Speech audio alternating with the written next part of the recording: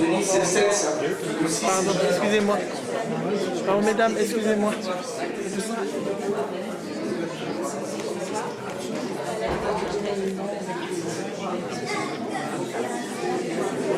Ça, c'est 6. C'est 6.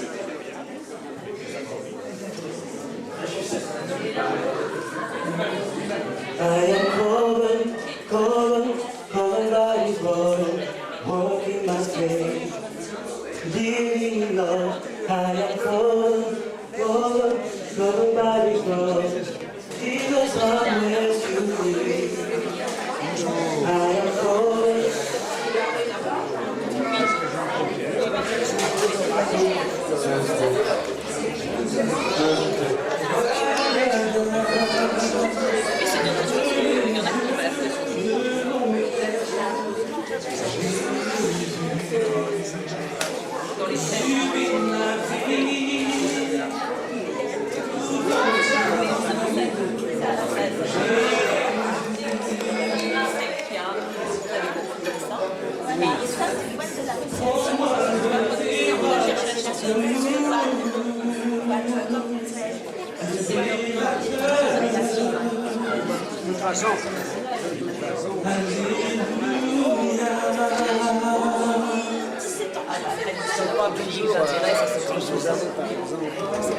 Comme si vous prenez la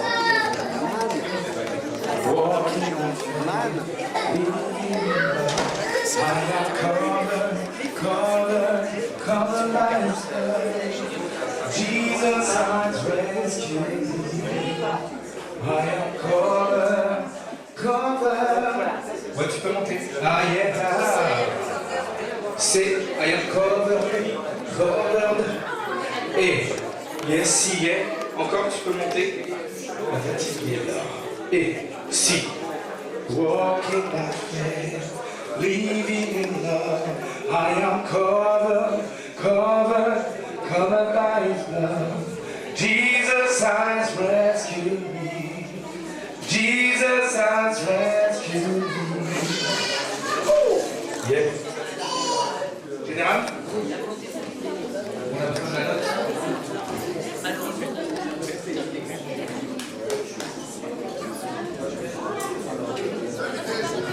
Ça, je me fais pas une chose qui va pas le faire.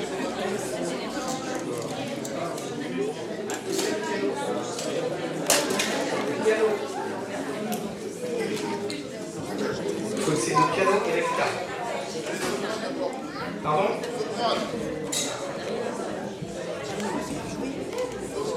Ah, sauf. Les manteaux.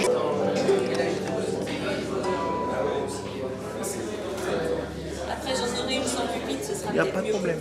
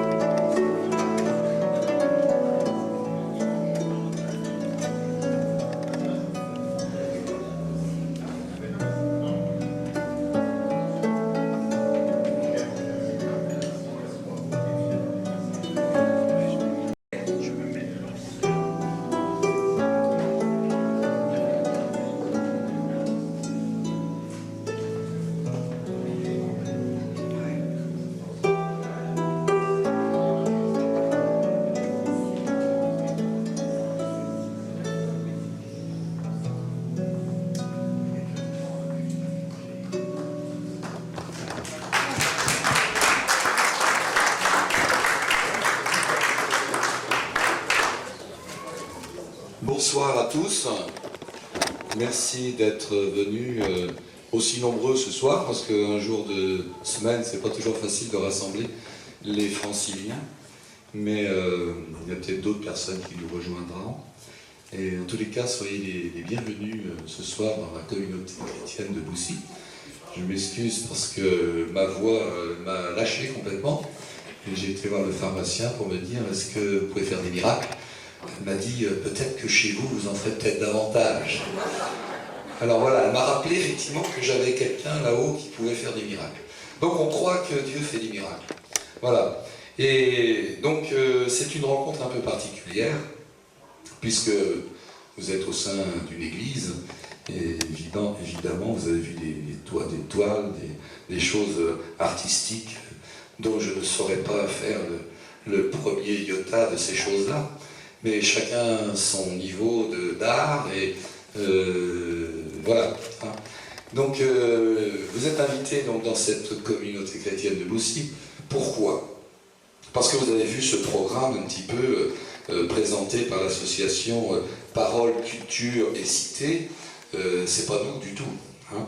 Mais il y a des rencontres fortuites que l'on fait des fois au cours d'un petit restaurant, d'un endroit, pour ne pas le citer, c'est l'entracte hier, où je fais plein de rencontres. Et là, un fameux jour, un fameux midi, vous savez, en tant que pasteur de cette église, moi j'ai l'habitude de me faire diriger par l'Esprit Saint. Et à chaque fois que j'ouvre la porte de mon restaurant, je dis, Seigneur, Dieu, si tu veux me faire rencontrer une personne, eh bien fais-le librement, je te laisse toute la place, moi je suis à ta disposition. Et un de ces jours, un de ces midis, comme ça, je rentre, et puis je me dis, bon, je vais mettre dans mon petit coin, et puis je vois Michel Vela qui est là ce soir, donc le président de l'association dont j'ai parlé tout à l'heure. Et ben, il me dit, écoute, venez manger avec nous. Et il y avait aussi André qui se cache par là, voilà. Et bien, volontiers, je me suis dit, tiens, peut-être qu'il y a quelque chose à découvrir là, parce que je parle toujours dans ma tête avec l'Esprit Saint. Et je dis, peut-être que c'est là où on va peut-être aller un peu plus loin dans la rencontre, dans la discussion. Et puis, en parlant comme ça, ils me disent, tiens, prochainement, on va faire un programme ailleurs qui va s'appeler Art et Spiritualité. Waouh! Alors, en tant que pasteur, l'art, ça ne me parle pas beaucoup, j'avoue que je ne suis pas artiste. J'ai osé la couleur, vous voyez, ce soir, j'essaye de faire honneur aux artistes. Mais à moins que, bon, je ne le sais pas, mais peut-être que les autres le savent. Si je suis artiste, venez me le dire. J'essaierai de m'améliorer. Je suis artiste quand même parce que j'aime les volumes. Si vous considérez que le béton fait partie de vos œuvres, moi je fais des œuvres en béton, je fais du parpaing, etc., des volumes. Et alors je ne sais pas si c'est dans le domaine artistique, ces choses-là, mais en tous les cas, c'est mon métier aussi, en plus d'être pasteur d'ici. Donc voilà, quand il me dit art et spiritualité, j'ai dit, oh là là, ça me plaît. Ça me plaît parce que le mot spirituel, je dis, l'art peut être conjugué avec la spiritualité. Alors j'ai envie d'entendre ce soir les artistes qui vont nous parler de leur art associé avec ce qu'ils comprennent dans l'art, et s'il y a un message à faire passer derrière ça. Alors j'en ai visité quelques-uns, là. Il y en a certains, le message est très clair. Il y a le tampon dessus, tu vois ce que je veux dire, Jérôme. Donc on sait. Puis il y en a d'autres, il faut deviner un peu, quoi. Récemment j'étais en Israël, j'ai vu et découvrir les œuvres de Marc Chagall, des grandes trucs là, immenses, avec plein de petits dessins partout, mais j'ai l'impression que c'était un enfant qui avait dessiné ça. Et puis quand on m'a expliqué le fond des choses, j'ai dit, mais c'est un grand monsieur, parce qu'il a tout pensé, il a remis les choses en ordre, etc. Donc j'ai compris, parce qu'on me l'a expliqué, quoi. Alors il y a certaines œuvres là dont on a besoin d'explications, et bien les artistes qui sont là vous en donneront bien volontiers, et c'est pour ça qu'on a fait cette table ronde ce soir. On n'est pas fort en géométrie, parce qu'en fait c'est une table rectangulaire, on n'avait pas la table ronde, mais on va faire avec.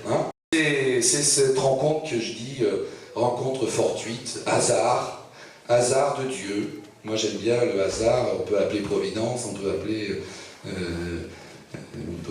comme on le veut. Moi j'aime bien dire hasard avec un grand D majuscule.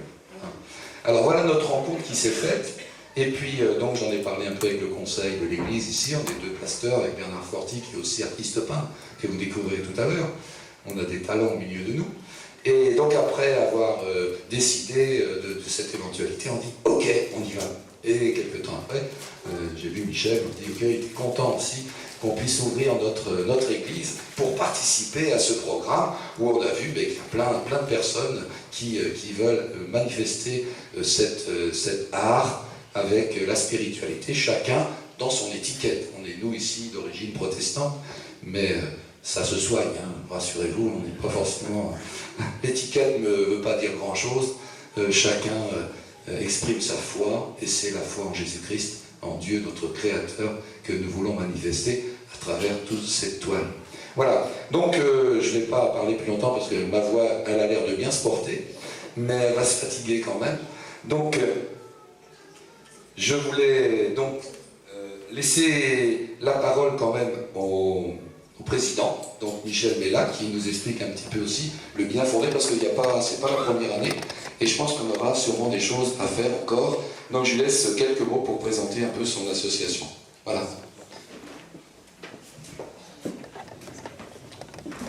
Merci. Je crois que vous pouvez applaudir Jean-Pierre qui le mérite. Hein?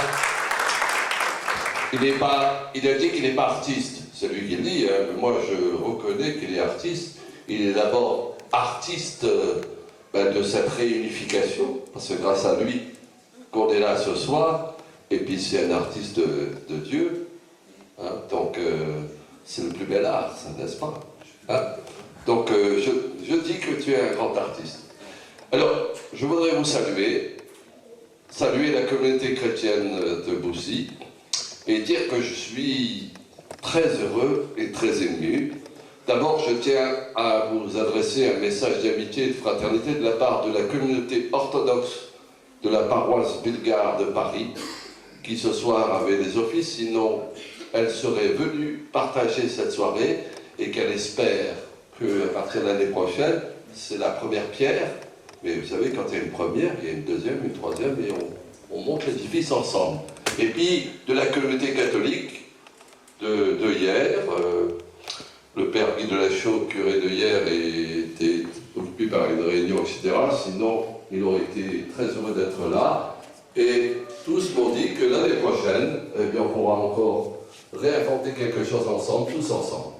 Je suis heureux que c'est à Boussy, parce que justement, j'ai créé l'association Parole Culture Cité le 20 mars 2000. Donc le 20 mars 2000, dans le Cassin du parc Caillebotte, on a fait notre assemblée générale constitutive. J'ai créé Parole Culture Cité, pourquoi? À partir de la cité où on s'est enraciné, à travers la culture, on répand la parole, on distribue la parole, on écoute la parole, on l'entend, on la respecte, on la tolère. Tout un programme, c'est pas très facile, hein, surtout dans un monde qui a très mal à son futur. Donc, je pense qu'il faut cette parole à travers la culture, et c'est à travers cette mission d'être une courroie de transmission. Nous avons reçu de nos ancêtres, eh bien, un patrimoine culturel qui délivre des messages, à nous de les décoder, à nous de les trouver suivant notre éducation, suivant ce que nous avons reçu, nos possibilités, notre intelligence, notre ouverture d'esprit et de cœur. Et puis, on a comme mission, eh bien, de l'entretenir, de la restaurer, parce que des fois elle est abîmée, ce patrimoine, et ensuite de le transmettre, d'être une courroie de transmission. Alors, moi j'ai deux choses. D'abord, je suis poète, puisque j'écris, hein, je peins pas, je fais du chant aussi, bien sûr. Je suis poète avant tout, et pour moi la poésie, elle est partout. Il y a la poésie des mots, c'est mon mot d'expression pour moi, mais il y a la poésie de l'image, il y a la poésie du geste, il y a la poésie du son. Tout est poésie. Et j'ai souhaité créer un festival de poésie francophone qui s'appelle les Franco-Poésies, Alors, comme je disais, un jour on m'a dit pourquoi Franco-Brésil. Il y a même quelqu'un qui a cru que c'était un hommage au général Franco. J'ai souri un petit peu en disant que si j'avais voulu rendre hommage à un homme d'État, c'est certainement pas lui que j'aurais choisi. Mais bon, après tout, pourquoi pas? Non, c'est francophone. Parce que c'est un lien. C'est la manière de cultiver ce sentiment d'appartenir à une même communauté de destin. Mais je n'oublie pas que si notre association est laïque, bien sûr, avec tout ce que moi je suis avant tout chrétien. Donc, bien sûr, catholique, mais j'ai été élevé dans le cuménisme. J'ai participé à de nombreuses, même organisé de nombreuses manifestations dans le cadre des Semaines de l'Unité. Et donc, pour moi, je suis comme notre nouveau pape, je suis un ancien élève des Jésuites. Alors, vous savez, j'ai fait les Jésuites, les écoles chrétiennes, les fins des écoles chrétiennes, les oratoriens, enfin, je ne sais pas ce que tout fait les autres, donc je connais bien.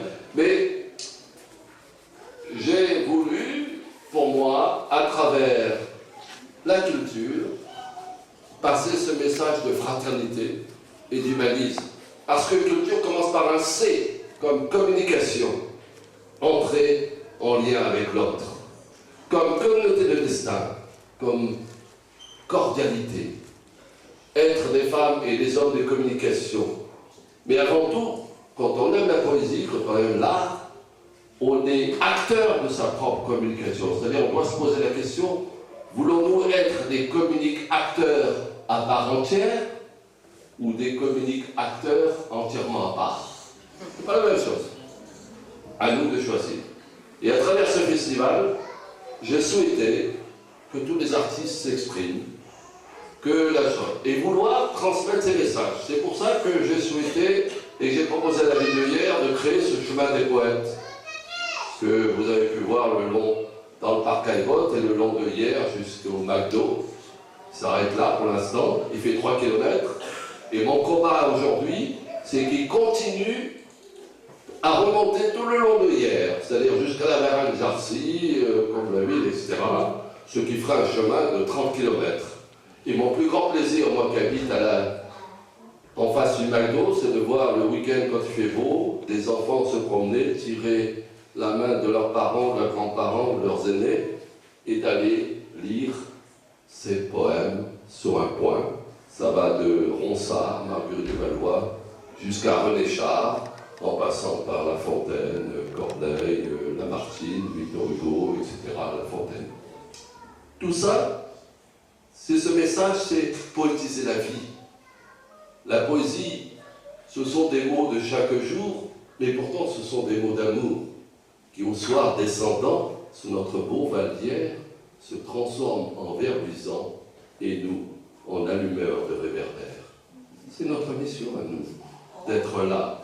Elle est plus importante même que celle d'un homme politique, parce qu'on va beaucoup plus loin. On tente l'impossible en faisant reculer les limites du possible. Mais pour cela, on a besoin de vous.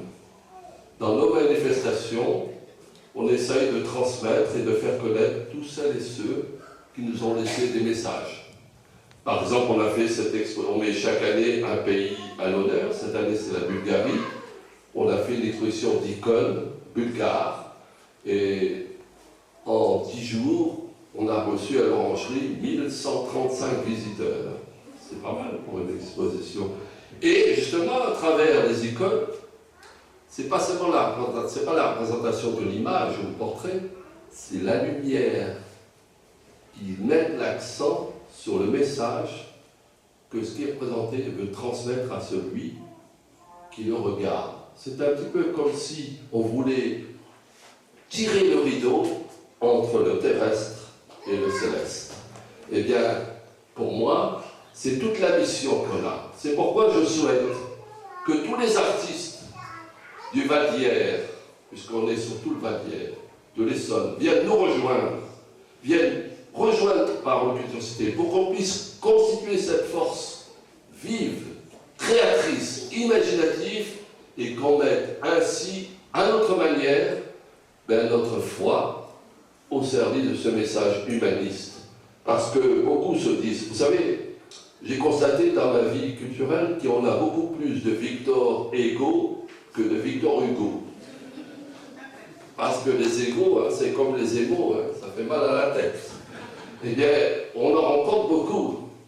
Mais moi, ce que je souhaite, c'est que l'on puisse, ensemble, comprendre que l'art n'est nécessaire, et comme la poésie, pour moi, c'est la carte vitale de la santé mentale. Ça devrait être même remboursé par la sécurité sociale.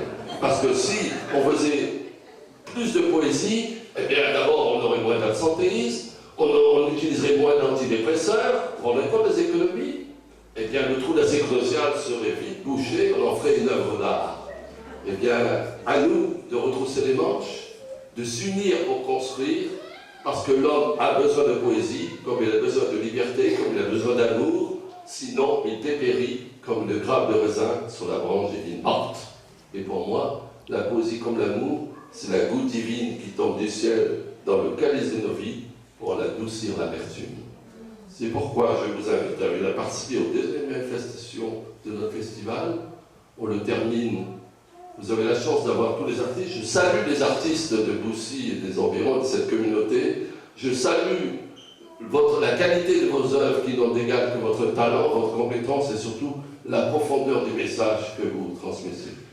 Eh bien, je souhaite qu'ensemble, nous puissions apprendre bien mieux que dans un livre, car ensemble, nous aurons enfin compris qu'il faut aimer pour vivre et que pour pouvoir recevoir, il faut savoir donner. Merci ce soir de nous avoir tant donné par votre sourire, votre présence et votre talent. J'appelle sur vous et sur vos familles toutes les bénédictions du ciel. Merci pour ce merveilleux cadeau. Merci, Michel. Voilà. Je crois que si vous n'aimiez pas la poésie, je crois que ce soir, on pouvait mettre quelque chose dans la poche, parce que vous partez avec cet amour, effectivement, du mot, et de cette essence même qui nous vient de Dieu dans cette inspiration, qui nous rapproche du Créateur. Voilà. Alors, j'ai vu que vous avez apprécié tout à l'heure, pour l'avoir applaudi, c'est Esther Bardini, qui est professeure de harpe, poète aussi à ses œuvres, et vous entendrez tout à l'heure aussi quelques-uns de ses poèmes. Donc Esther Bardini fait partie de la communauté chrétienne de Boussy, donc membre ici. Je la connais depuis de très très longues années. Je vais vous dire que c'est ma première secrétaire. Alors j'ai tout appris, la harpe, le français, la poésie, etc. Donc voilà, c'est avec une grande joie, et on peut l'applaudir, parce qu'elle a vraiment consacré son art aussi au service des autres. Voilà. Alors je crois que c'est le psaume 137, donc un des livres de la Bible sur lequel elle a été inspirée pour faire cette mélodie.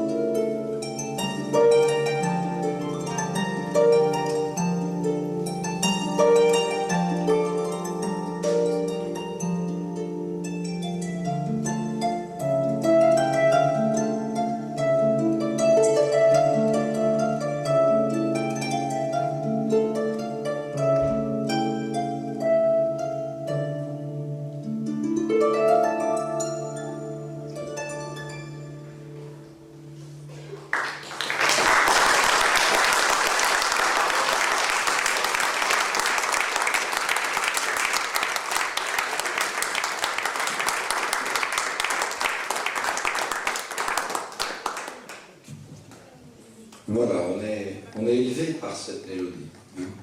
Si je devais vivre un peu plus longtemps, je crois que je me mettrais à prendre des cours de harpe. J'ai tellement envie de faire plein de choses qu'il faut que j'ai une vie comme les patriarches qui vivaient 700 ou 800 ans.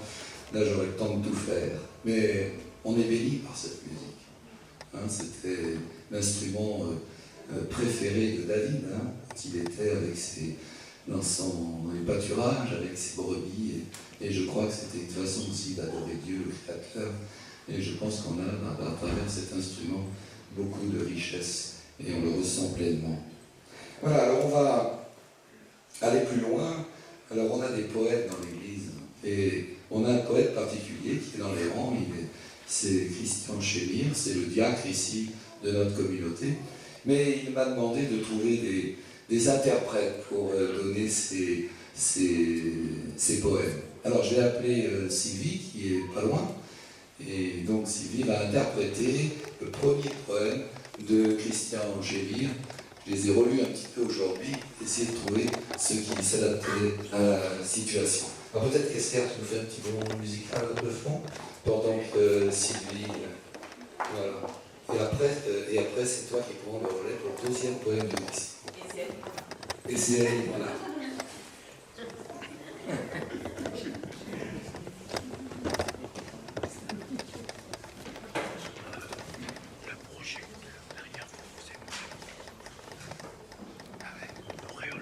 Ah d'accord, une sainteté. Arrive le temps de Christian Chémir. Arrive le temps d'une génération, arrive le temps de la nouvelle saison.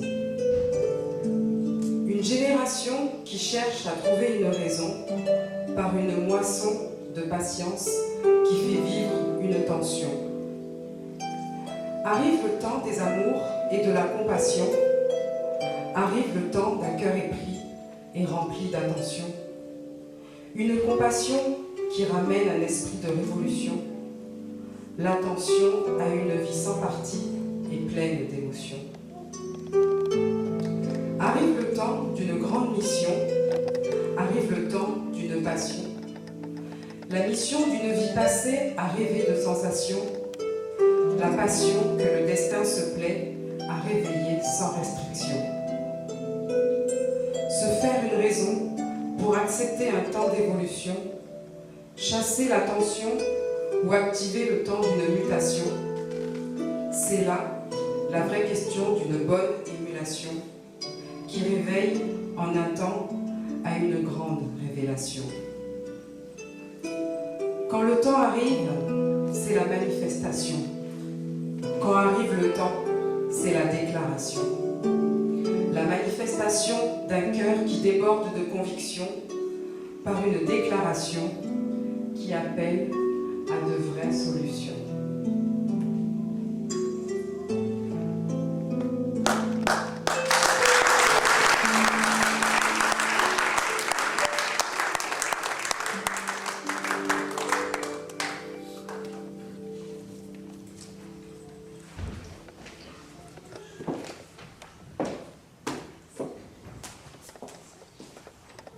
Alors, le second poème de Christian Chémir aussi, « Lève-toi et marche ». Lève-toi, mon enfant, et marche. L'aurore est déjà loin. Le soleil se lève à l'horizon et les oiseaux du ciel chantent le réveil d'un jour heureux. Lève-toi, mon enfant, et marche, car il est déjà demain et tu es revêtu d'un autre habit. La porte du passé est fermée. Le printemps annonce un jour nouveau. Lève-toi, mon enfant, et marche. Les perdus font connaître aux pères leurs besoins et ils réclament leur dû. Et ils ont entendu parler de vérité. Ils veulent avoir un jour meilleur. Lève-toi, mon enfant, et marche. Tu tiens dans ta main la bannière du roi de toutes les gloires. Cours vers les affligés, les cœurs brisés, pour proclamer un jour de délivrance. Lève-toi, mon enfant, et marche. La terre est affolée, sans espoir. Et l'homme dit, est-ce le temps? Toutes les lampes sont au rouge. Le Père veut donner un jour glorieux. Lève-toi, mon enfant, et marche. Les cœurs épris d'amour attendent leur salaire sur le parvis. L'époux est déjà prêt. Ce sera un jour merveilleux.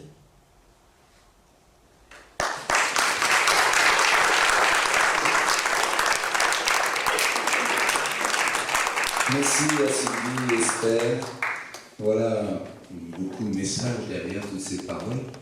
Et je crois qu'on a compris que notre nouvelle génération doit se lever, prendre aussi le relais de ce qu'on a pu communiquer pour aller passer le message de l'espérance. Voilà ce que nous avons voulu dire dans ces deux, ce que Christian Chimie a voulu dire dans ces deux poèmes. Et donc j'espère que vous en avez perçu le message. Alors maintenant on va changer un peu de registre, on va aller chercher dans l'écriture. Et on a une amie, Michel, qui va pouvoir peut-être s'approcher maintenant. Donc pour nous parler d'un livre qu'elle a écrit elle-même, elle est écrivain, et elle va vous en parler plus que moi. Ce titre de ce livre, c'est « Elle parole en parabole ».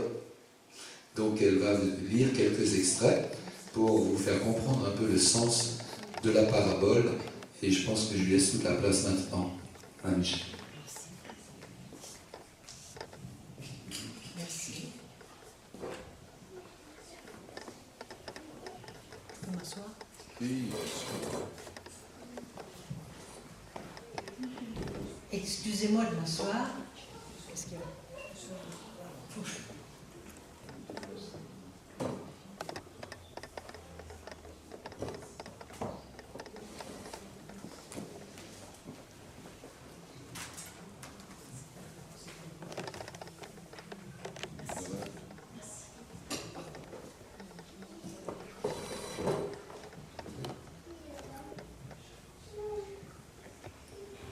La parole que Dieu nous a donnée est tellement riche qu'on ne peut pas s'empêcher de la mâcher, de la remâcher, et quelquefois de se l'imaginer. Un petit peu, pas tout à fait comme on nous l'a apprise, mais pourtant toujours très près, très proche de ce qui est dit. Alors, je voudrais vous raconter une histoire que vous connaissez bien. Et pourtant, vous allez être peut-être surprise. Parce qu'en Matthieu, qu'est-ce qu'il nous est dit? Or, tandis que Ponce Pilate siégeait au tribunal, sa femme lui envoya dire qu'il n'y ait rien entre toi et ce juste, car j'ai beaucoup souffert aujourd'hui en songe à cause de lui. Parce qu'elle a bien pu souffrir tellement fort qu'elle l'envoie dire à son mari de ne pas se mêler de cette histoire. Il a fallu longtemps pour que Claudia, la femme de Ponce Pilate, se décide à raconter cette nuit tellement éprouvante et tellement merveilleuse à la fois. Alors, dans les jardins romains, à Rome, où elle se promenait, Claudia, bien des années ont passé, la vieille patricienne, prit le bras de la jeune femme qui l'accompagnait. Vous la connaissez, c'est Priscille, l'épouse d'Aquila. Je ne l'ai jamais raconté à personne, dit Claudia. Mais aujourd'hui, avec ce démon de Néron, ce fou, cet empereur fou, nous risquons une hécatombe. Claudia resta silencieuse un moment, puis elle reprit. Comme tout cela est loin, et pourtant toujours si proche. J'étais évidemment la mieux placée pour savoir ce qui se passait en Judée et en Galilée, la femme du procurateur. Par mes jeunes esclaves juives, je m'étais fait raconter les faits et gestes du Galiléen dans les moindres détails. Et un jour, apprenant qu'il était à Jérusalem, je m'étais arrangée pour l'apercevoir au coin d'une rue. Mais cette nuit-là, je fis un rêve. Sur un très haut rocher, je vis un agneau tout blanc, si beau, rayonnant de lumière et des yeux pleins de tendresse. Je suis longtemps restée à le regarder, cet agneau, et sa présence me remplissait de paix. Une paix comme je n'en avais encore jamais connue. Mais tout à coup, voilà que des hurlements s'élèvent autour de lui. Une horde de loups qui hurlent après l'agneau. Et ils sautent autour du rocher. Mais ils ne peuvent l'atteindre. Et voilà tout d'un coup que l'agneau descend du rocher et s'avance au milieu des loups. Les hurlements redoublent et les loups se jettent sur lui, l'agneau debout. Je me réveille, trempée de sueur, le cœur battant, et je crie moi aussi. Mon rêve est arrêté, et pourtant, les hurlements continuent. La petite Judith, m'entendant appeler, a couru vers moi. Le prophète de Galilée a été arrêté, me dit-elle, conduit devant le procurateur Pontius, et la foule hurle à la mort. Que va faire mon mari? Que va faire Pontius? Je tremble, car l'amour que j'ai pour lui ne me rend pas aveugle.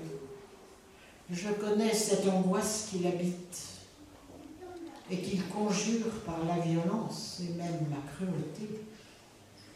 Vite, il faut sauver l'agneau.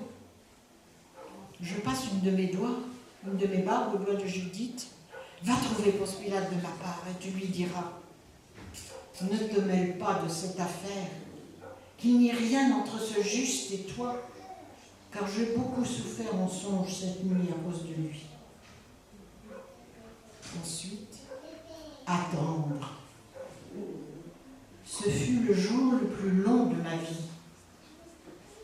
C'est peut-être le jour le plus long de toute l'histoire humaine. Un silence de mort s'est abattu sur la ville. C'est fini.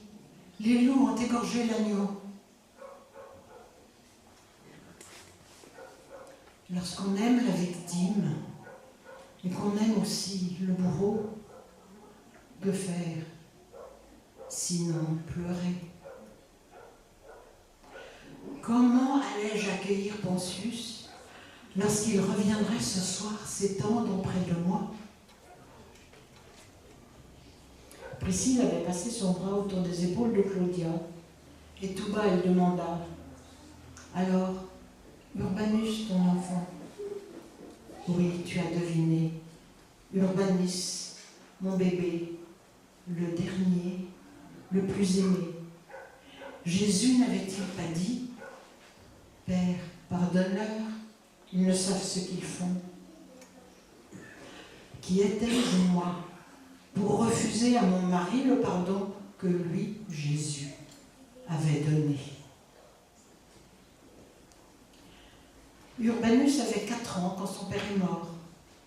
Suicidé, m'a-t-on dit, oui, suicidé par Caligula. Je me suis réfugiée en Gaule, à Vienne, avec le petit.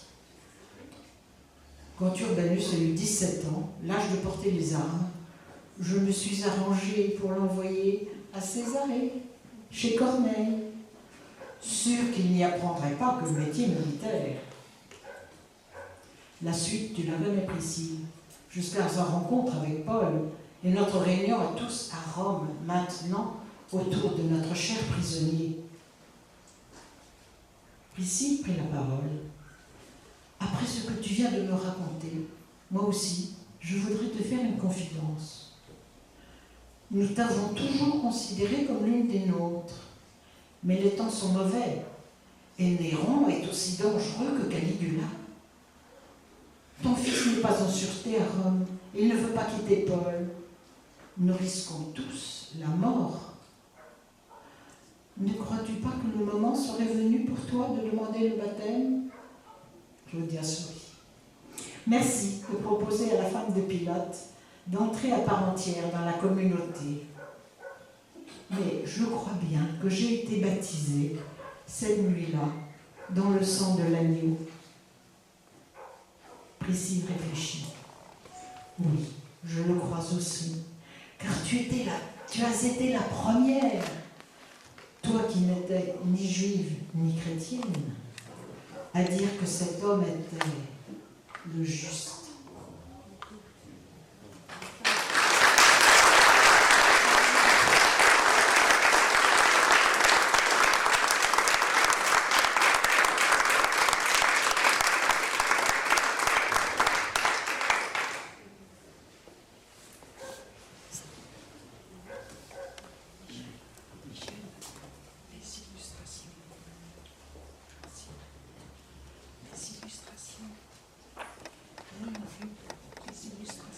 Vous avez la possibilité de voir donc et d'acheter ce livre sur la table à la sortie de la salle. Vous pourrez le feuilleter et si vous êtes intéressé, de l'acheter. À quel prix il est? 25 €. 25 €. Voilà, merci Michel pour cette lecture. Merci pour ce talent aussi à travers le verbe, à travers le mot, attaché sur la parole. Le message est véridique. Voilà, on va continuer avec quelques poèmes. Là, ce sont des poèmes donc d'Esther Pardini qui vont être lus par d'autres personnes qu'Esther. Esther, si tu veux. Esther Pardini. Glaise tirée de la terre qu'on foule aux pieds, masse encore informe sans couleur ni beauté, pourtant c'est toi que le potier choisit un jour, qu'il palpa et soupesa au creux de ses mains. Il sourit et te regarda avec amour. Il t'imaginait tel que tu serais demain. Déjà ses doigts habiles voulaient te façonner, inventer ta vie, la créer, la modeler, pour faire de toi un chef-d'œuvre, un objet d'art, qui réjouirait son cœur et montrerait sa gloire. Mais tu te retournes et tu contemples aujourd'hui la forme qu'a pris le vase de ta vie. Hélas, bien qu'il suscitât beaucoup d'occasions, et alors que l'argile était encore tendre, il n'a pu mener son œuvre à la perfection. Tu n'as pas écouté ni voulu comprendre. Tu ne t'es pas laissé modeler sur le tour. Le cou raide, tu as refusé sa volonté. Les mains vides de bénédiction et le cœur lourd, tu réalises avoir manqué le but premier. Écoute cependant la promesse de sa bonté. Elle redonnera foi à ton âme attristée.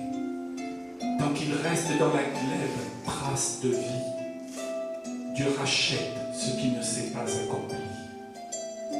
Ce plan premier qu'il avait projeté pour toi, comme la cruche qu'il fit ne réussit pas, le potier prend la terre, se remet à pétrir et fait un autre vase selon son bon plaisir.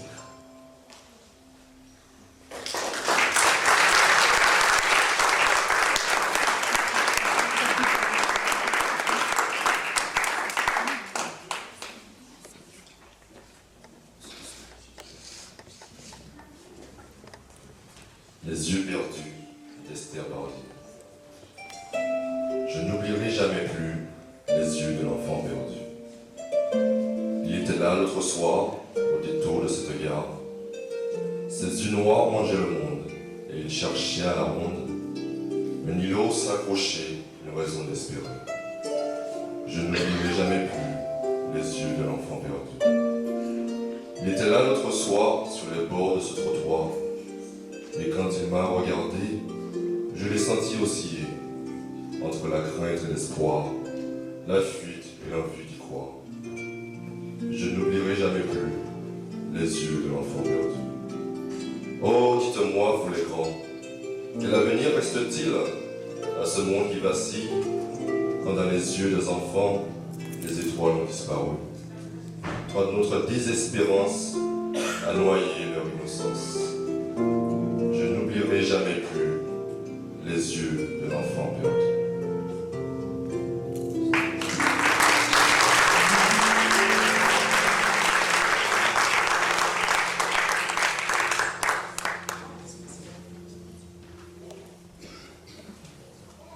Merci Jérémy.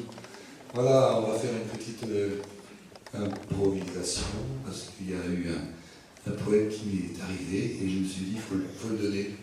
Faut le donner, ça vient tu vas le lire, hein, c'est toi qui expliques. Parce que moi j'ai plus de voix, tu fais ma voix. Alors je vais lire un poème qui a été écrit par les convives de la table ouverte, qui est une association qui prend en charge, qui aide des SDF à Hyères et qui est soutenue par la communauté chrétienne de Boussy-Saint-Antoine.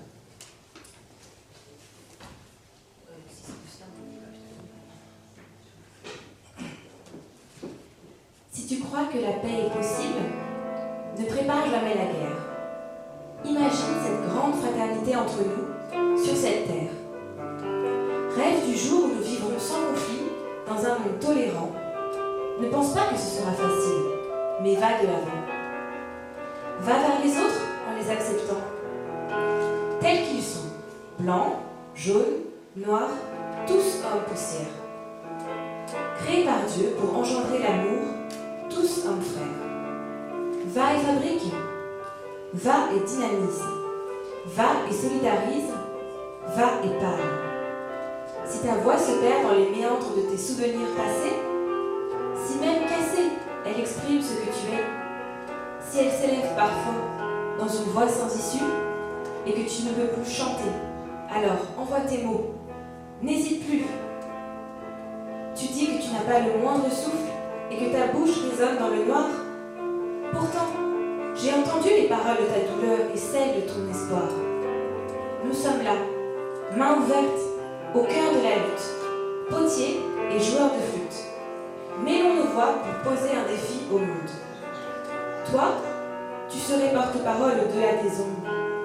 Toi, et toi de la basse à l'aigu. Ferez-vous chorus pour chanter dans les rues? Le chant des hommes, c'est beau, c'est émouvant. C'est comme un bel étang d'eau pure, qui ne serait pas infesté de serpents. Écoutons le silence de la non-violence. Levons l'ancre, levons le voile. Plantons un olivier. Tout au fond de nos consciences indignées, cherchons la liberté. Nous qui venons de loin, nous qui allons au loin, hissons haut nos voix, à l'unisson, et soyons des témoins.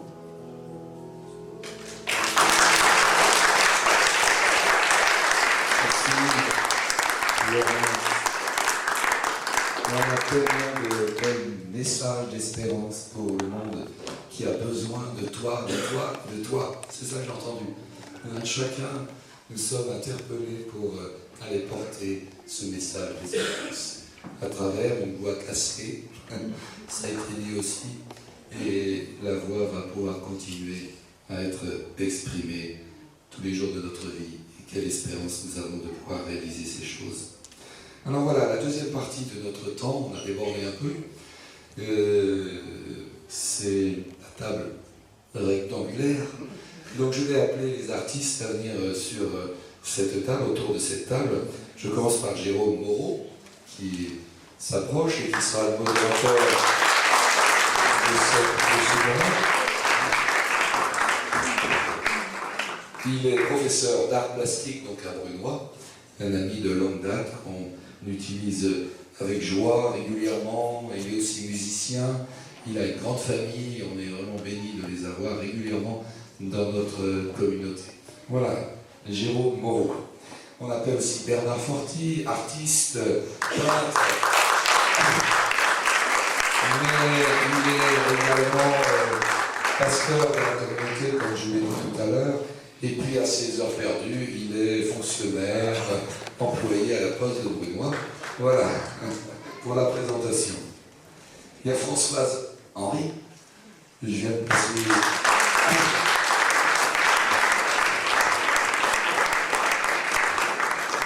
Elle est venue avec toutes ses toiles, une partie de ses toiles, et donc elle est artiste peintre, et puis elle est mère au foyer, et puis elle aime beaucoup Israël, parce qu'on a passé un voyage ensemble avec son mari Bernard, que vous avez vu tout à l'heure, et donc voilà, c'est des amis très chers.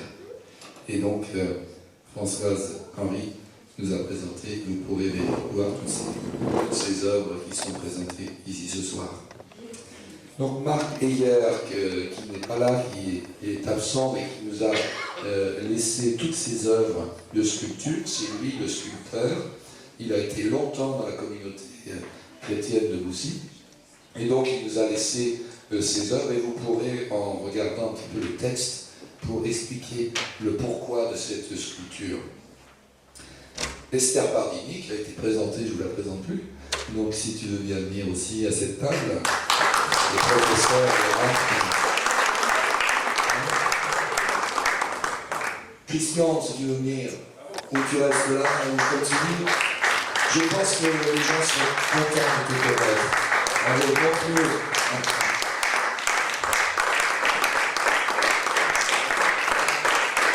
Voilà, Christian est retraité. Et diacre donc de la communauté, il est toujours à droite et à gauche. On ne peut pas vivre sans lui, quoi. Avec son épouse aussi, qui se cache pas. Et c'est un retraité de France Télécom. Encore une bonne occasion de présenter les gens qui sont dans des grosses sociétés. Michel Longy, si tu veux bien venir aussi partager cette table.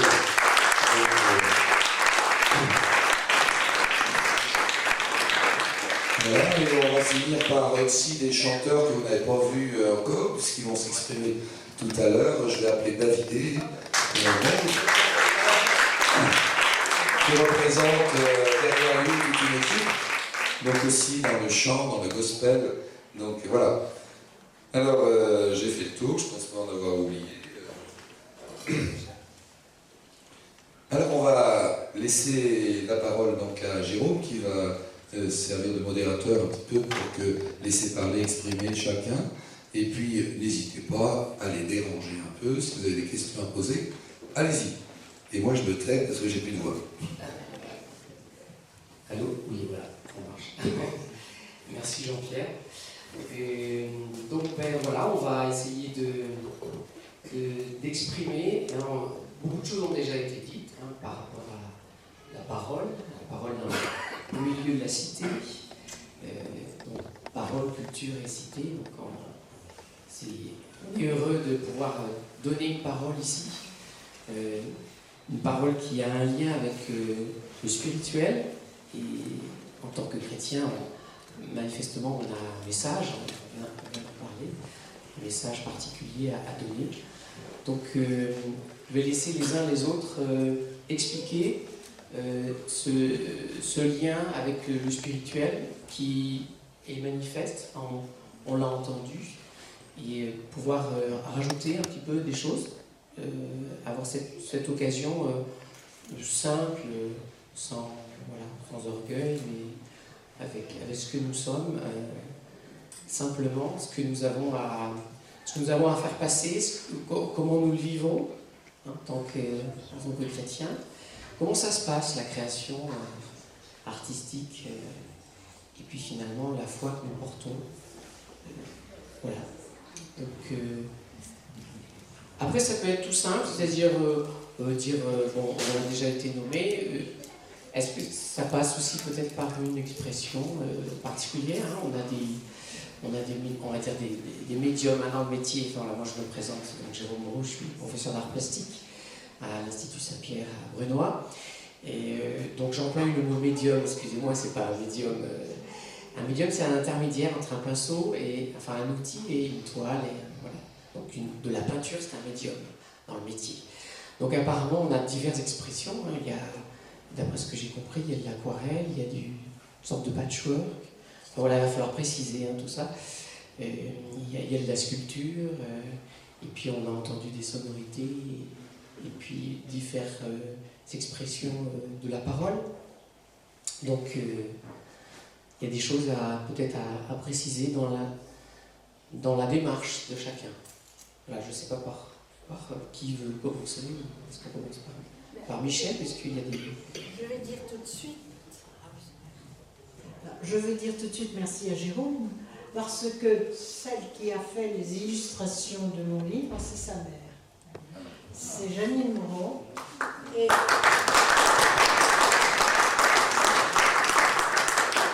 ça a été pour moi une grande joie, parce qu'elle fait une peinture symbolique.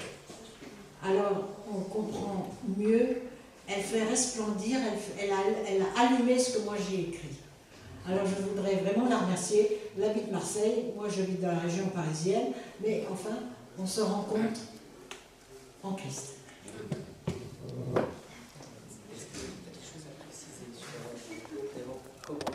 Excusez-moi. Michel, donc, est-ce que tu as des choses à préciser? Comment ça vient? Quelle est cette idée? Manifestement, tu es parti de cette histoire de Pilate, de la femme de Pilate, bon, dans cet exemple-là. Est-ce que c'est toujours la même façon de faire dans l'ouvrage? Enfin, voilà. Dans ce que j'ai écrit, oui, je pars vraiment de la parole. Et après chacune de mes histoires, vous avez le texte même de votre Bible, de ce que vous trouvez dans vos Bibles. Parce que, je ne sais pas comment dire, c'est une inspiration, mais j'ai voulu essayer d'écrire, non pas comme c'est écrit dans la Bible, mais comme les personnages qui parlent d'eux-mêmes et ne parleraient peut-être pas de la façon dont les évangélistes l'ont écrit et dont la Bible a été écrite. C'est vraiment biblique, mais c'est aussi un petit peu de mon imagination. Et Janine m'a beaucoup aidée pour ça, parce qu'elle fait ses couleurs et ce qu'elle a fait. Je ne sais pas comment dire. C'est très... C'est très beau. Voir la couverture. C'est elle aussi qui avait la couverture du livre. Alors, merci à la famille Moreau. Quelle signification exacte du titre? Alors là, c'est toute une histoire. Parce que pourquoi elle? Pourquoi ce titre elle? Parce que nous vivons dans un monde très, très masculin. Et Dieu est un mot masculin. Vous n'auriez pas l'idée de parler de lui en disant ma déesse. Vous dites mon Dieu.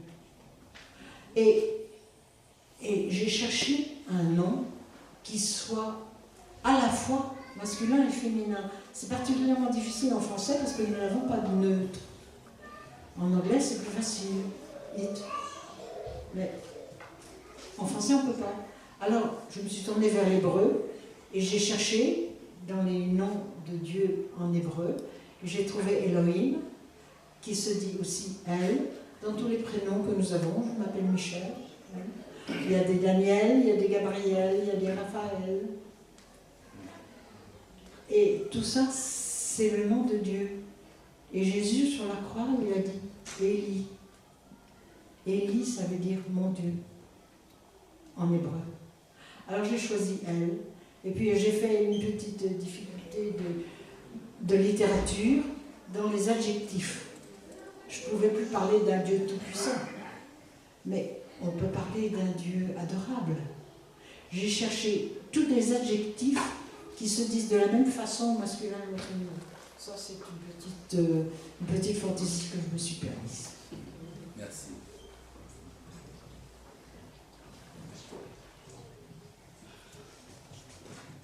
Bon, alors, voilà, après on reviendra les uns les autres. Bernard. Oui, juste pour dire quelques mots, en tout cas en ce qui me concerne, parce que avant qu'il y ait, disons, la foi, il y a eu les arts. Donc c'est un peu mon cheminement, parce que j'ai commencé très jeune. Et je dois dire que ce qui m'a interpellé avec Dieu, alors que je commençais à être en cheminement et en interrogation par rapport à celui que je ne connaissais pas, mais qui commençait à, comment dirais-je, fasciner ma vie, c'est qu'un jour, je commençais à être intéressé, puis quelqu'un m'a donné un autocollant que j'avais collé sur ma 2 chevaux, et j'étais pion dans un lycée à Marseille, dans le lycée de Marseille-Pagnol, et il y avait une petite impasse derrière le lycée, et j'avais garé ma 2 chevaux là, et puis avec une collègue de travail, je devais la ramener pour rentrer chez elle, parce qu'elle n'avait pas de voiture, et en arrivant sur ma 2 chevaux, j'ai vu un petit mot sur le pare-brise, et j'ai pris ce petit mot, et sur ce petit mot, il y avait marqué ceci. Alors, l'autocollant sur ma voiture, c'était, je crois, si je me souviens bien, Jésus est le chemin. Et cette personne, sur le pare-brise, a écrit un petit mot, elle m'a dit, écoutez, j'étais en désarroi et complètement perdu, et j'ai vu votre autocollant sur votre voiture, et j'ai su ce qu'il fallait que je fasse. Et quand j'ai lu ça, ça m'a donné une joie extraordinaire que je ne peux pas exprimer. J'ai dit, mais qu'est-ce qui se passe là?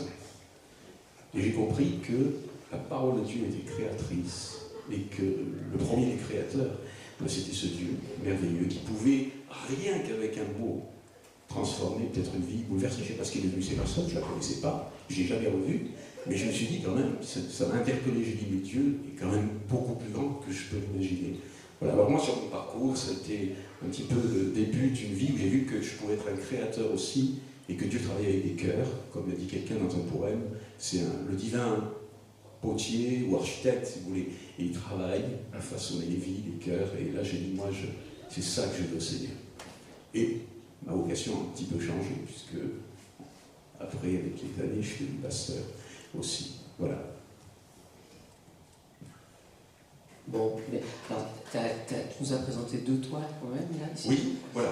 Alors, une des toiles, c'est la plus grande, là, qui est ici, qui s'appelle la Veste d'Éden. Je ne sais pas si Jean-Pierre, tu peux la retourner légèrement. Alors, c'est une histoire, parce que c'est juste avant de faire cette expérience spirituelle profonde, je dirais.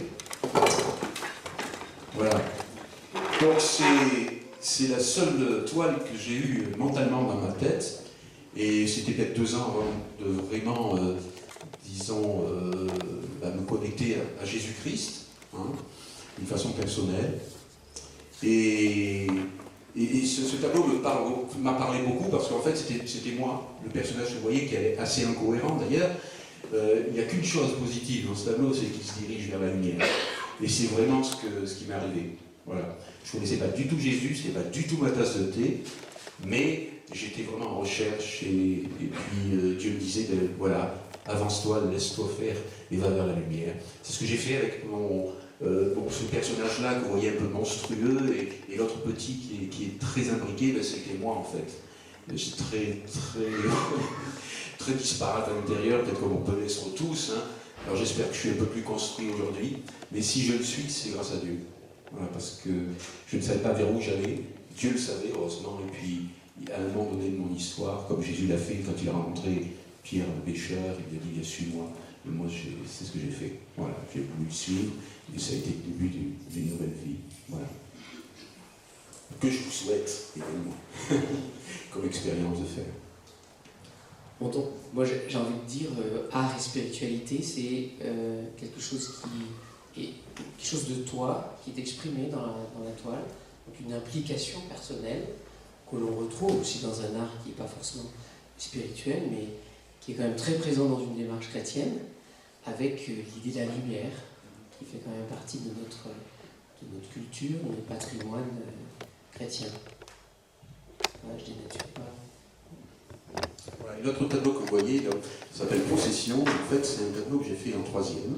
Donc je vais voir peut-être, je ne sais pas quel âge on a avec la 3e, 14 ans, voilà. Et c'est le tableau, en fait, qui... là aussi, j'avais un peu abandonné la foi, je dois dire. Et c'est un tableau qui est quand même troublant, parce que Procession, c'est quand même des gens, des personnages qui sont en mouvement. Et là aussi, je pense que c'est quelque chose qui a parlé de mon cœur. Et quand j'ai montré ça à mon professeur d'art plastique, il s'appelait Henri Girard, le chénier des blancs peintres, très connu, qui est toujours connu d'ailleurs. Eh bien, il m'a dit, écoute Bernard, si tu veux, je peux te donner des cours particuliers. Donc ça a été pour moi, c'était un peintre qui avait son atelier sur la Canebière, donc de Marseille, et qui avait un très grand atelier, et qui était quelqu'un qui me fascinait beaucoup, j'aimais beaucoup ses œuvres. Voilà, donc ça a été un peu le début d'une démarche qui m'a repoussé vers les études, puisque à part le français et les arts plastiques, il n'y a pas grand-chose qui m'intéressait d'autre. Mais donc, à la fin de ma scolarité, où j'ai rien fichu, à part la peinture, mon professeur de dessin m'a donné un coup de pied magistral devant tout le monde, dans toute la classe, mais c'est ce qui m'a reboosté pour refaire un cycle, et puis essayer d'avoir mon bac, et puis ma licence en artistique. Voilà. Merci.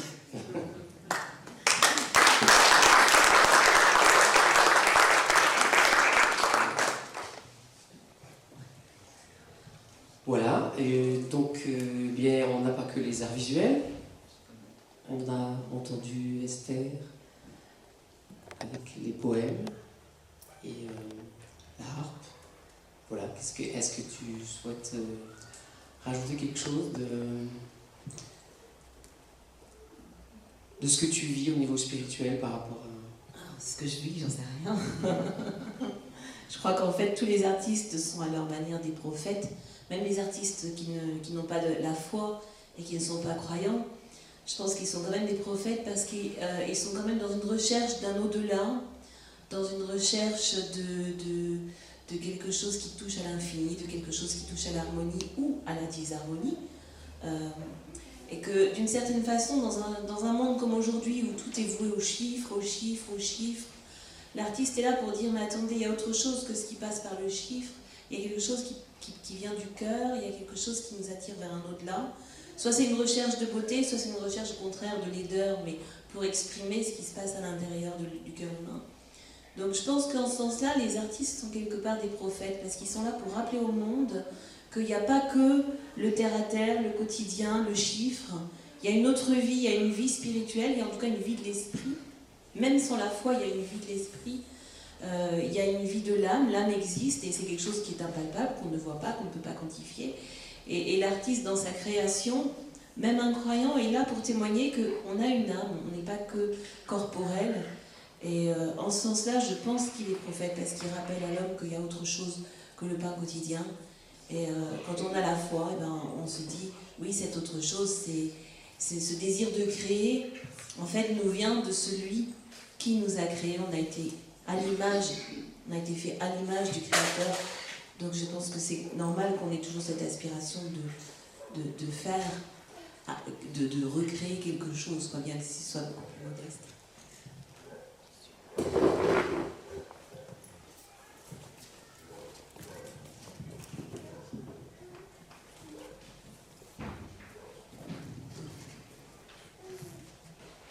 Lorsqu'on s'exprime par la parole, et à ce qu'on dit, et ce que la parole n'arrive pas à dire, et qui fait partie du message.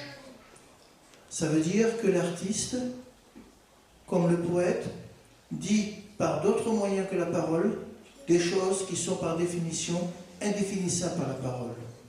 La poésie, à travers ses vers, dit beaucoup plus que ce qu'elle dit par les mots qui s'enchevêtrent, mais dit des choses indispensables à nos vies, car c'est tout le langage des choses que l'on peut dire, des choses que l'on peut exprimer, parce que la parole a ses limites. Merci. Est-ce que... Question... Déjà, pour dire pourquoi je suis poète et pas autre chose. Je devais avoir 14 ans, et mon frère aidé en avait 17, et commençait à un peu courir les filles, à les appeler, à les interpeller. Et moi, après, je lui ai dit, moi, je ne ferai pas comme toi. Et puis quelques temps après, dans ma tête, je me dis, je ne ferai pas comme lui, mais je ferai comment? Je ne savais pas comment je vais faire. Et puis surtout, à 20 ans, j'ai retrouvé ma voix. C'est avec mes poésies que j'ai un peu charmé ma belle, avec qui je vis maintenant. Donc, c'est un peu là que...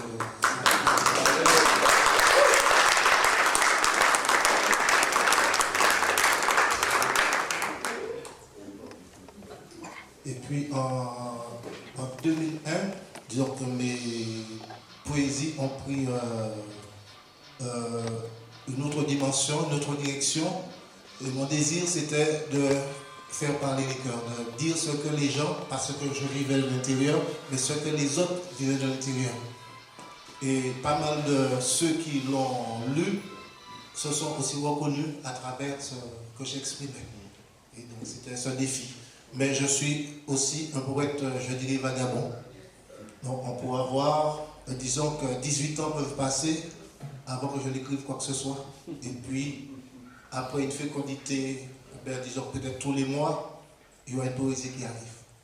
Mais j'aime comme ça.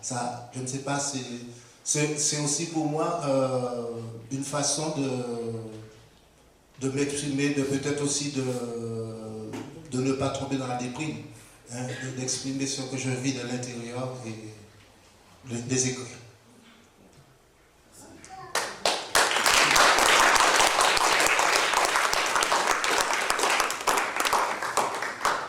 Bonsoir, je m'appelle Davidé. Je fais un peu de gospel, il est vrai, mais c'est pas ma spécialité, même si on essaie de faire les choses bien. Moi je voulais parler des émotions. On dit que la musique adoucit les mœurs, et c'est vrai, parfois elle les irrite aussi, parce que je pense que la musique est vraiment un outil pour toucher l'âme, les émotions. Et c'est vrai que, comme disait Esther, c'est vraiment quelque chose de divin.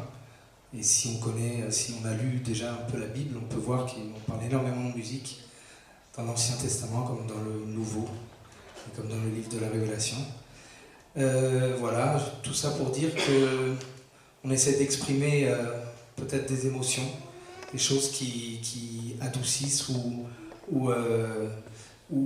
pour simplement communiquer l'amour du Père, par exemple, quand on a ses convictions. Et voilà, par le biais de la musique. On a sorti un album il y a quelques temps. Vous pourrez le trouver, c'est pas pour la pub, mais vous pourrez le trouver dehors quand même. Mais on a trouvé un nom au niveau du groupe, ça s'appelle Zan. Et Zan en hébreu, ça veut dire parfum, plusieurs parfums. Et je pense que la musique, c'est un peu ça. C'est un parfum qui monte, qui entête ou qui peut provoquer énormément d'émotions et qui peut aussi ouvrir les cœurs et permettre peut-être de laisser cette place qui est en chacun d'entre nous à Dieu. Voilà.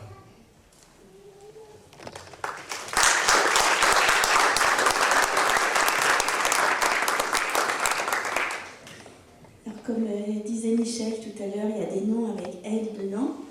Et mon nom de jeune fille, c'est Plumelle, comme une plume avec un L, plume de Dieu. Et je me suis découvert ces possibilités de faire de la peinture et puis d'autres choses très tard, parce que l'aquarelle, j'ai dû m'y mettre vers 2006, parce que je venais de perdre beaucoup de monde autour de moi, des gens très chers. Et en même temps, j'avais tous les enfants qui partaient de la maison, qui allaient de l'école primaire au collège, donc ils rentraient pas le midi. Et je me disais, je vais rester toute la journée toute seule, avec toutes ces douleurs en moi.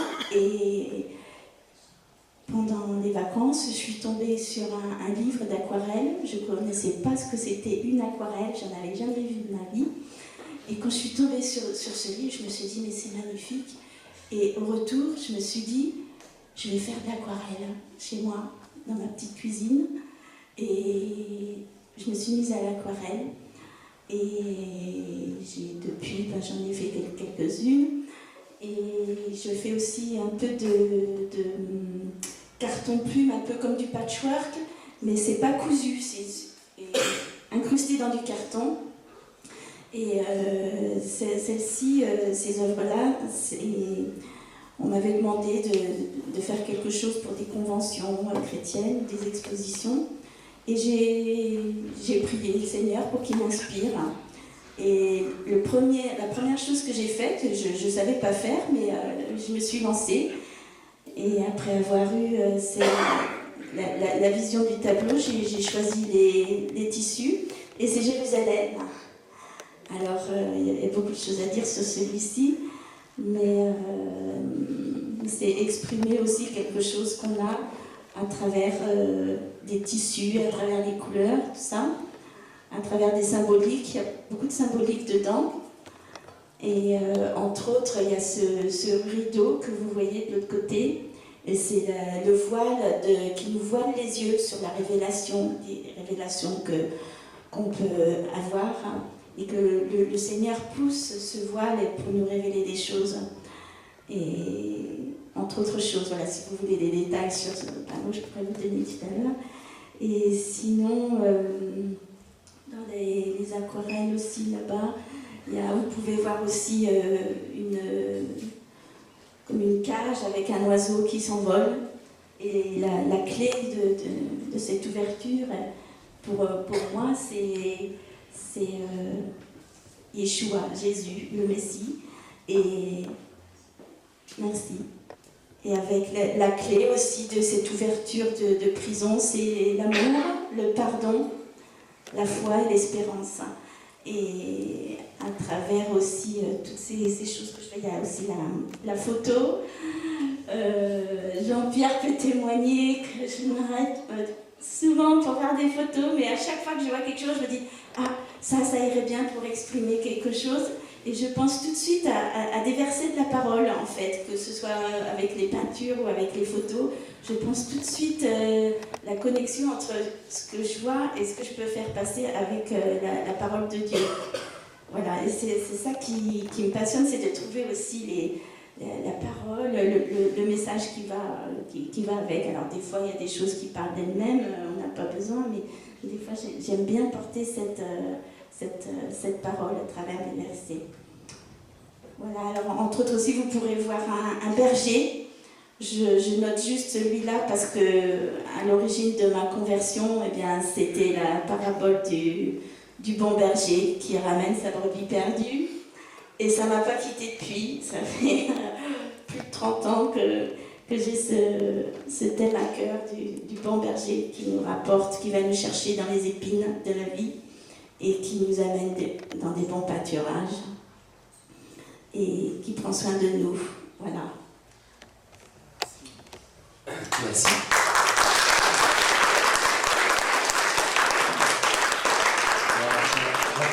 J'en profite pour dire que c'est intéressant quand on voit des chrétiens artistes qui s'expriment par là, parce qu'il y a cette abondance de messages. Apparemment, les chrétiens ont beaucoup de choses à faire passer. Pourquoi? Parce qu'il y a cette parole dont on ne fait jamais le tour. Beaucoup de chrétiens le disent. À force de la lire, on n'arrive plus, on ne sait plus si on vraiment la connaît, tellement on n'arrive plus à mesurer le bout de la richesse de cette parole. Et en même temps, c'est une parole qui est intégrée, c'est-à-dire qui est intégrée dans la vie du chrétien. Donc, que ce soit par la musique, que ce soit par des paroles de poèmes, ou de chants, ou que ce soit par une expression visuelle, il y a quelque chose qui passe par la vie de la personne et qui est réexprimé. Donc il n'y en aura jamais assez à dire, quoi. C'est jamais fini, quoi. C'est assez extraordinaire. C'est vraiment une question, moi, qui m'a interpellé, connaissant pas mal d'artistes contemporains. Je dois enseigner dans mon métier, hein. Je suis professeur d'art plastique, des vieux souvenirs. Je me rends compte que certains artistes aujourd'hui, alors on n'est pas mieux que les autres, hein, en tant que chrétien, c'est pas ce que je veux dire, mais certains artistes aujourd'hui ne savent plus trop quoi dire, hein. Pas tous, il y en a qui ont beaucoup de choses à dire, mais certains sont un peu désespérés, mais qu'est-ce que j'ai à exprimer? Nous, c'est l'impression que c'est un puits sans fond, enfin, il y a toujours de l'eau qui coule, parce que dans cette parole que nous mangeons, que nous méditons, il y a toujours la possibilité de la ressortir avec nos expressions, avec tout ce qu'elle fait en nous. Alors j'ai bien aimé quand David et Esther parlaient d'émotion. Ça c'est un peu pour introduire ce que je vous ai présenté. Moi ça fait un petit moment que je travaille sur les toiles, que je n'arrive plus à tendre une toile plate. C'est un peu une déformation professionnelle parce qu'à force de voir travailler mes élèves, de les voir bidouiller, déchirer, coller, recoller, il y a toujours beaucoup de matière, de matérialité dans les travaux de nos élèves, en tout cas dans les programmes d'éducation nationale actuellement. Et ce qui fait que je reviens chez moi, je ne peux plus supporter une toile plate. Et donc petit à petit, j'ai commencé à plisser les toiles, à les faire travailler avec le châssis. Et je me suis rendu compte que c'était comme une sorte de peau que je mettais en place. Et comme une symbolisation de la toile comme étant la personne humaine. Donc c'est vrai que j'apprécie, comme tu disais, le voile. Enfin, il y a de la symbolique au niveau du visuel, et c'est ce qu'on remarque aussi dans les sculptures, ce qui est très fort dans les sculptures. Dommage que l'artiste n'est pas là, mais je crois qu'il donne à voir quelque chose de très fort. On n'a pas forcément besoin des explications. Et dans ces sculptures, il y a de la symbolique très forte. Donc comme dans la parole de Dieu, nous baignons dans les symboles, nous l'héritons de l'héritage hébraïque, hein. Nos frères hébreux nagent dans la symbolique. Donc forcément, l'artiste chrétien est amené à utiliser des symboles forts. Donc moi, ma question c'était, faut-il être figuratif ou pas pour exprimer quelque chose de symbolique? C'est pour ça que j'aime bien quand tu parles de ton personnage qui est un petit peu décousu, qui correspondait à cet homme que tu étais à ce moment-là. Tu n'étais pas forcément obligé de faire quelque chose de figuratif, tu l'as décomposé un petit peu, on va dire dans l'héritage Picasso ou autre, et pour symboliser ce qui était à l'intérieur de toi, comme quelque chose de l'ordre de l'émotion de l'époque. Donc ça peut aller très très loin, et finalement on peut réutiliser le langage des surréalistes, qui n'était pas du tout des chrétiens en fait, hein, dans leur message, mais on peut se la réapproprier à notre façon et exprimer quelque chose de fort. Donc le problème du chrétien, et le mien en particulier, c'est que c'est trop fort à exprimer. Donc je ne sais plus comment l'exprimer de façon figurative. Donc comme effectivement par ma mère, j'ai baigné dans le symbolisme abstrait complètement. C'est pour ça que la rencontre avec Michel a été extraordinaire, parce que tout de suite le symbolisme abstrait de ma maman a complètement correspondu avec cette virtualité, cet imaginaire de Michel autour de la parole de Dieu. Donc c'était une aventure. Donc moi c'est un peu mon terreau, donc je suis né dans l'abstraction complète, étant petit. Donc ça c'est ma première expression. Mais c'est une vraie question. En tant que chrétien, faut-il avoir la générosité d'être explicite et de donner à voir quelque chose qui est fort et qui dit, donc quitte à écrire. Et c'est encore ma question. C'est pour ça que j'ai certaines toiles, celles qui parlent du cœur solitaire. J'ai voulu l'écrire, et en même temps j'ai voulu un peu le gommer, parce que dans la parole de Dieu, il est dit souvent qui a des oreilles pour entendre, entend. Voilà, qui a des yeux pour voir, et qu'il voit, et puis qui prenne le temps de voir. Donc vous avez peut-être remarqué qu'il y a le mot solitude, le S est un peu caché, il faut prendre du temps pour le voir. Et pour moi c'était comme un... Voilà, j'en suis là au niveau d'une toute une réflexion autour de la solitude de chacun de nous, la façon dont on peut être seul même avec soi-même, et combien Dieu, en tout cas c'est ce que je vis, combien Dieu vient combler cette carence que nous avons affective, parce que nos parents n'ont pas pu tout... n'ont pas pu tout combler, mais lui peut le combler. Moi je peux en témoigner avec joie. Donc c'est pour ça que mes plis sont devenus pour moi, alors j'ai prié, hein, j'ai bien aimé quand tu disais la prière, je crois que nous tous c'est vraiment le point commun, eh bien on crée avec la prière, alors la prière en créant, la prière avant, après, enfin, c'est quand même cette relation avec ce Dieu d'amour qui fait qu'il y a quelque chose qui s'exprime dans notre art. Donc là, moi je me suis demandé longtemps, mais pourquoi je fais des plis, à quoi ça sert, enfin, c'est cette histoire, et je sentais que Dieu me disait, mets ça de côté, puis tu verras, je vais trouver un sens dans tout ça. Et donc ça fait longtemps que je les ai fait, tous ces plis-là, et puis avec désespérance, j'ai attendu, après une vie, donc j'ai pour habitude de les mettre dans des sacs en plastique, pour pas que ça prenne la poussière, et puis j'ai ressorti petit à petit, et là, en priant, je sentais vraiment que ces creux, ces plis, c'était vraiment la symbolique de la carence. Nous sommes tous dans une carence affective. Voilà, c'est pas pour faire du psycho et du dolorisme, mais je pense que c'est très fort. Donc du coup, j'aime beaucoup la matière, je suis très matiériste, et de par ma mère aussi, et puis par goût, en enseignant les matiéristes et en travaillant avec la matière avec mes élèves, je jubile à chaque fois qu'il y a de la matière. Donc j'ai compris qu'il y avait la possibilité d'utiliser la cire, que j'aime beaucoup, la cire de bougie, parce que quand elle coule, pour moi visuellement, elle est comme l'huile d'onction, voilà. Et comme dans notre foi, et particulièrement dans cette église, je pense, en tout cas pour l'avoir vécu dans la louange, il y a de la part de Dieu un amour qui vient du Saint-Esprit, voilà, c'est notre culture, qui est comme de l'huile, on appelle ça de l'onction. L'huile, c'est quelque chose qui se répand, et qui se répand non seulement dans le temple de Dieu que nous sommes, mais aussi voilà, un peu partout autour de nous, il y a comme quelque chose qui se répand, qui est de l'ordre de l'amour de Dieu. Et quand je fais couler cette cire dans cette carence, dans ce creux, elle se répand et elle prend une forme qui pour moi voilà, c'est le symbole de l'onction de Dieu. Donc ce que j'ai voulu exprimer dans le grand que tu as appris tout à l'heure, c'est cette grande aile qui est là, dans laquelle j'ai rajouté une pierre précieuse, qui est un petit peu comme nous, et j'ai repris le psaume 91, qui me travaille beaucoup en ce moment. Et quand j'ai du mal à m'endormir, je lis le début avec la première phrase, avec la traduction de Chouraki. C'est assis au secret du suprême. Ça c'est très poétique, hein. Les psaumes, David était vraiment un poète. Assis au secret du suprême, je nuite à l'ombre d'El Shaddai. C'est la traduction du début du psaume 91. Et moi, une fois que j'ai lu ça, pouf, je m'endors dans la paix. Pourquoi? Parce que s'asseoir dans le secret, être caché en Dieu, voilà, c'est comme ça qu'on l'exprime, on l'a déjà partagé certainement ici dans cette église, caché en Dieu, plus de problème. Et je peux être comme ça, lové comme dans cette cire, dans cette pierre qui est comme ça, tranquillement dans cette cire rose, à l'ombre d'El Shaddai. Donc je suis dans cette protection sous ses ailes. Donc ça, c'est cette douceur que je vis avec Dieu et que j'essaie d'exprimer dans certaines de ses toiles.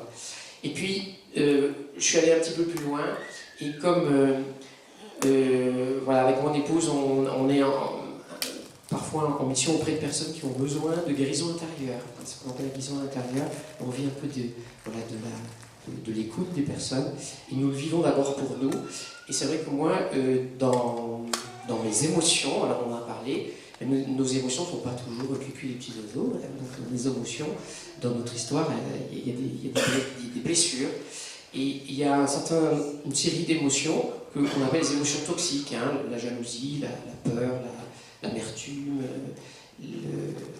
la haine de soi. Voilà. Moi j'ai ressenti depuis mon adolescence, de par un rejet, beaucoup l'ont vécu, c'est un peu notre point commun, de par un rejet, j'ai ressenti la haine de moi. Voilà. Et je peux dire que Dieu m'a guéri. Dans cette relation d'amour, Dieu m'a guéri de la haine de moi. Et ça, je vais l'exprimer un jour, coûte que coûte. Mais j'ai voulu commencer une série qui s'appelle les liens de servitude. Donc c'est pour ça qu'il y a un S, un gros lien. Je me promène au bord de la plage et je vais chercher des vieux bouts de bateaux. Je fais pas mal de voiles, donc c'est pour ça que les toiles sont très tendues avec des plis. Je suis toujours émerveillé de la force du vent dans les voiles, c'est une vraie louange.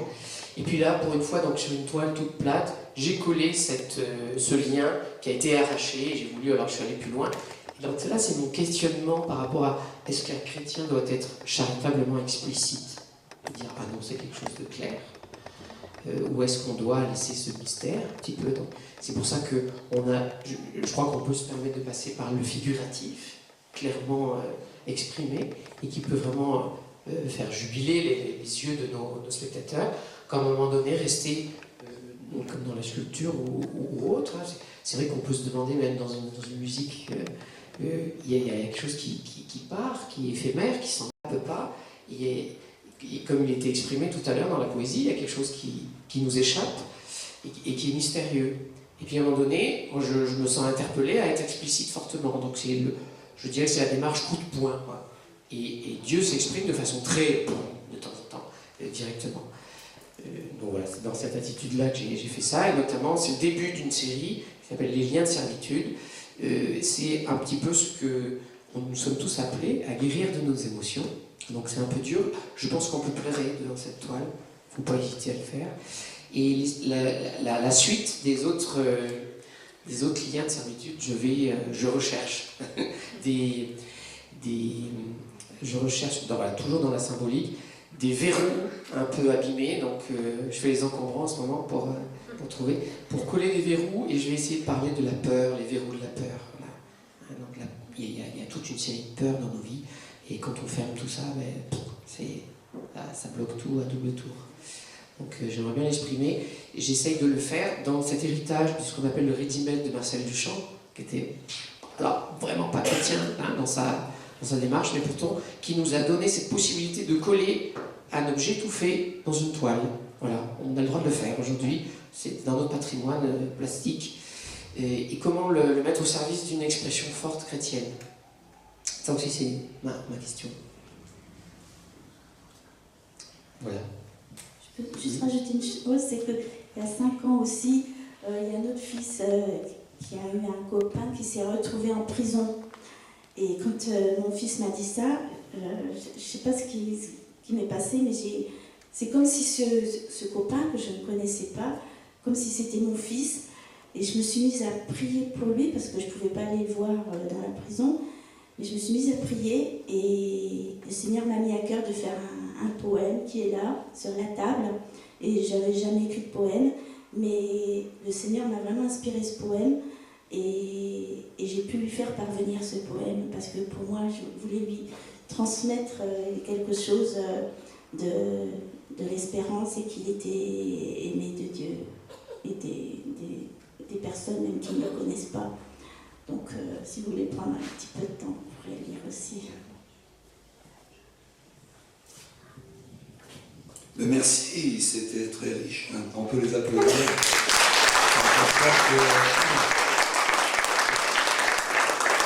Ça vaut les plus belles prédications que vous avez déjà entendues ici à Bussy, par Bernard, par tous les autres. Donc c'est riche en fait d'enseignement, et vraiment je suis...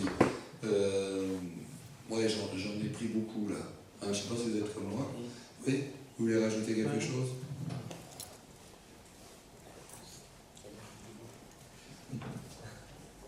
Et pourquoi ne pas parler de l'amour de Dieu, ou de l'amour humain, qui est cette faculté de se faire juger à travers le regard d'un autre. Car il n'est pas de juge plus terrible de soi-même, c'est ce qui nous conduit à l'enfer, de se juger soi-même, car on se connaît trop bien, on connaît trop bien ses faiblesses, on est toujours trop intransigeant avec soi-même. Et croiser le regard d'une personne croyante ou incroyante qui pose sur vous un regard qui n'est pas intransigeant et qui vous regarde en vous trouvant beau là où vous croyez être laid. L'amour aussi existe, l'amour agnostique, qui est l'amour du prêtre ou du pasteur, ou l'amour humain tout simplement.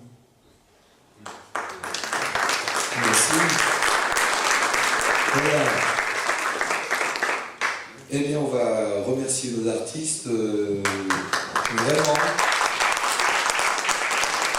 Chacun avec son parfum, chacun avec sa note précise, et ça ouvre la porte encore à beaucoup d'espérance dans le langage. Attention. Voilà, ça c'est réparé. Alors, on va terminer notre soirée par un gospel. Donc, on va laisser l'équipe